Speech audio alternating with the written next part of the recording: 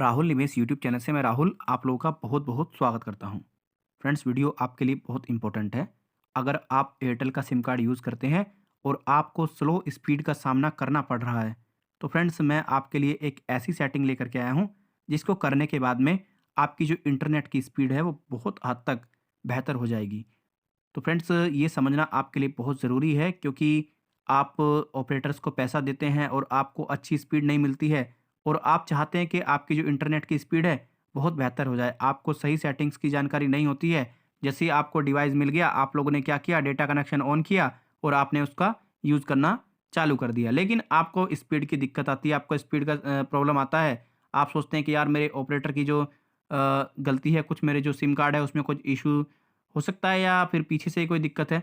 लेकिन नहीं, आपको ये चीज़ें समझनी है। छोटी-छोटी चीज़ें जो हैं, वो आपको बारीकी से समझनी होती हैं और आपको सेटिंग्स करना ज़रूरी होता है। तो चलिए फ्रेंड्स, मैं आपको मैन्युअली सेटिंग बता देता हूँ। एयरटेल में आपको क्या करना होगा और आपको क्या ऐसी सेटिंग करनी होगी जिससे कि आपका इंटरनेट की स्पीड है, वो बहुत बेहतर हो जाए।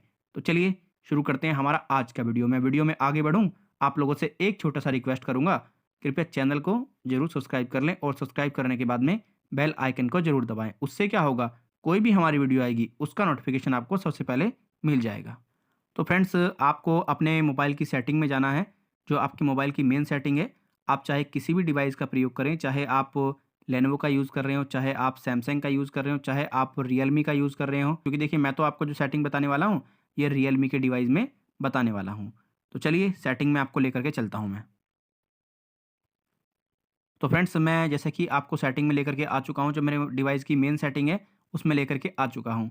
तो फ्रेंड्स, जैसे ही आप अपने डिवाइस की मेन सेटिंग में पहुँचेंगे तो आपको ऑप्शन नज़र आएगा, इस टाइप से ऑप्शन नज़र आएगा आपको, जैसे कि आप देख पा रहे होंगे।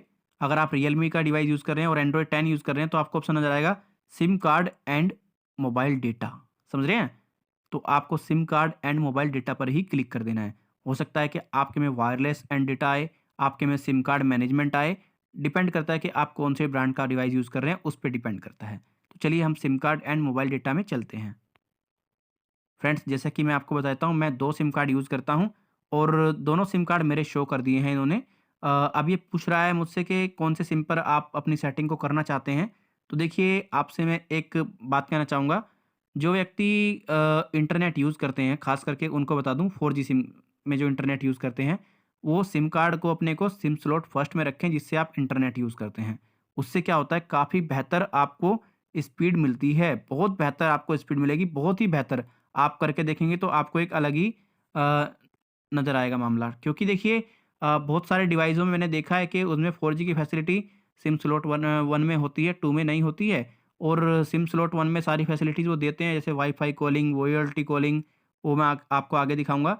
और अगर आप जानना चाहते हैं वाईफ़ाई कॉलिंग, वीओएलटी कॉलिंग के बारे में, मैं उस पे एक पूरे तरीके से वीडियो बना दूँगा। तो फ्रेंड्स, क्या होता है कि सिम कार्ड का जो फर्स्ट स्लॉट होता है उसमें सारी सुविधा दी होती हैं और सेकंड में नहीं दी होती हैं। ख़ैर, जो अब नए मोबाइल आ रहे हैं वो तो दोनों में देते हैं, लेकिन जो पुराने हैं थोड़े से, उनमें ये दिक्कत होती है।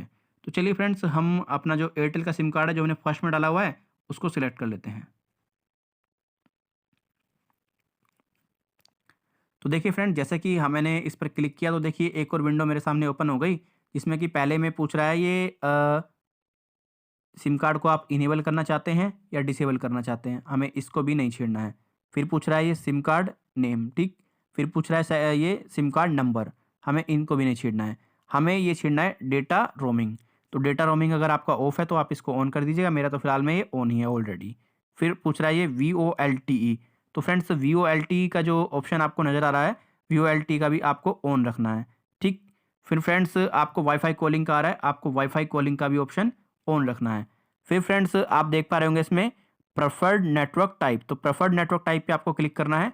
यहाँ पे आपको 4G, 3G, 2G auto select कर देना है, ठीक। फिर आपको बैक आ जाना है। जैसे कि बैक आप आएंगे तो आपको एक्सेस पॉइंट नेम नज़र आएगा। तो फ्रेंड्स, एक्सेस पॉइंट नेम में जैसे ही आप पहुँचते हैं तो देखिए यहाँ पर आपको एक न्यू APN सेटिंग बना लेनी होगी।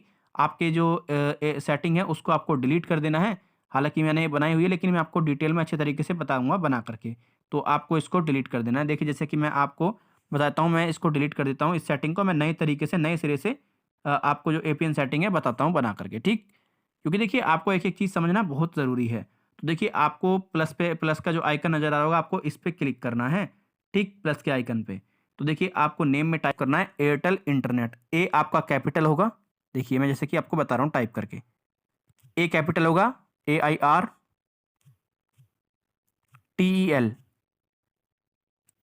समझे फ्रेंड्स आप? AIRTEL। उसके बाद में स्पेस देना है, आपको यहाँ पे लिखना है आई कैपिटल INTERNET,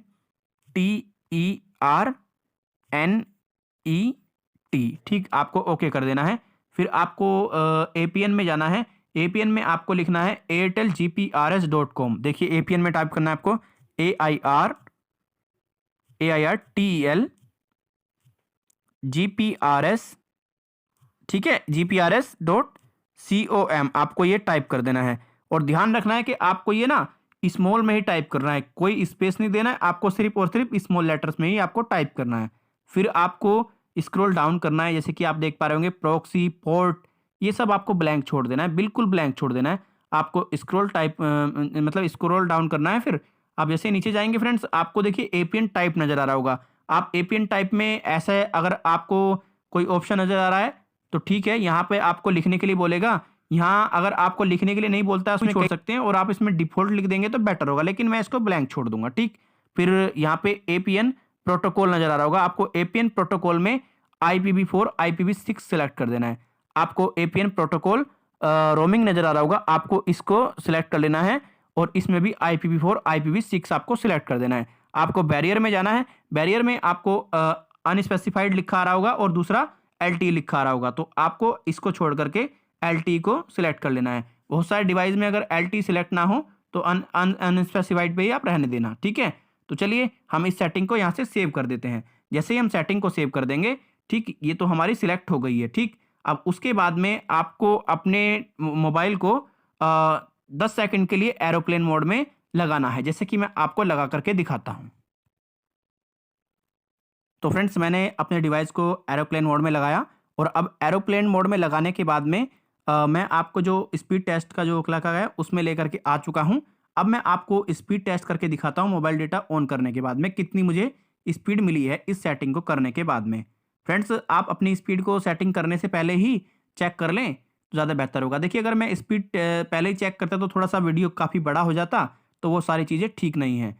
तो देखिए कितना आपको इसमें अंतर नज़र आएगा, आप खुद देख लीजिएगा। अब मुझे स्पीड कितनी मिल रही है, और पहले ये स्पीड मुझे 0.1 Mbps के समथिंग ही मिल रही थी, लेकिन इस सेटिंग को करने के बाद में मुझे कितना इंप्रूवमेंट मिला है आपके आंखों के सामने है सारी चीज़ें, आप खुद देख लीजिएगा। तो आप इस चीज़ को करके ज़रूर देखिएगा। लेकिन डाउनलोडिंग स्पीड कम है, इसके लिए आप अपने ऑपरेटर को ज़रूर शिकायत करें। लेकिन जो मैंने आपको ऐप जो मतलब सेटिंग बताई है एपीएन सेटिंग 2021 की, ये आपके लिए बहुत महत्वपूर्ण है, आप इसका प्रयोग करें।